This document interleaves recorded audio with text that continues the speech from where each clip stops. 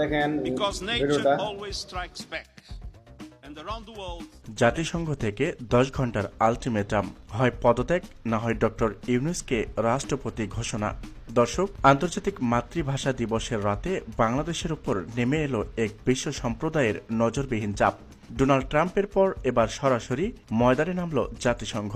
আজ রাতে নিউ ইয়র্কে জাতিসংঘের সদর দপ্তর থেকে এক জরুরি বার্তায় জানানো হয়েছে, আগামী 10 ঘন্টার মধ্যে বর্তমান সরকারকে পূর্ণ পদত্যাগ করতে হবে, না হয় ডক্টর ইউনূসকে রাষ্ট্রপতি হিসেবে আনুষ্ঠানিকভাবে ঘোষণা করতে হবে।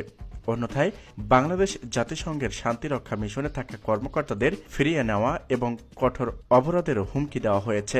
জাতিসংঘের মহাসচিব অ্যান্থনিও গুতেরেস জানিয়েছে, বাংলাদেশে মানবাধিকার লঙ্ঘন এবং রাজনৈতিক প্রতিহিংসা যে পর্যায়ে পৌঁছেছে তাতে বিশ্ব সংস্থা আর নীরব থাকতে পারে না।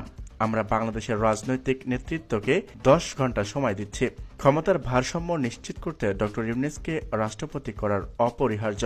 এটি না হলে জাতিসংঘ বাংলাদেশকে একটি অস্থিতিশীল রাষ্ট্র হিসেবে ঘোষণা করবে।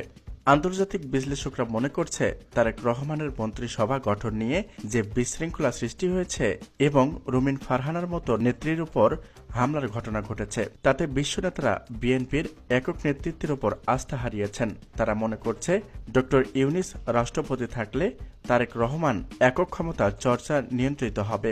আন্তর্জাতিক মহলের ধারণা, ইউনূস পারবেন প্রতিহিংসার রাজনীতি বন্ধ করে দেশে ইনসাফ কায়েম করতে। 10 ঘন্টার এই সময়সীমা শুরু হওয়ার পর থেকেই বঙ্গভবনে চলছে রুদ্ধদ্বার বৈঠক। প্রধানমন্ত্রী তারেক রহমানের সামনে এখন মাত্র 2টি পথ খোলা: 1, নীতি স্বীকার করা; 2, চূড়ান্ত বিদায়।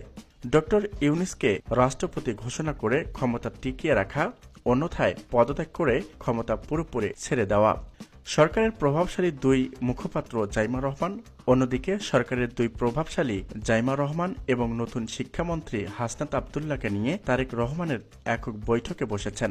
সূত্র বলছে, জাইমা রহমান এই মুহূর্তে নমনীয় হওয়ায় পরামর্শ দিলেও হাসনাত আবদুল্লাহর সার্বভৌমত্ব রক্ষার প্রশ্নে অটল থাকার কথা বলছেন। তবে জাতিসংঘের অবরোধের ভয়ে দলের ভেতরেই তারেক রহমানের উপর পদত্যাগের চাপ বাড়ছে।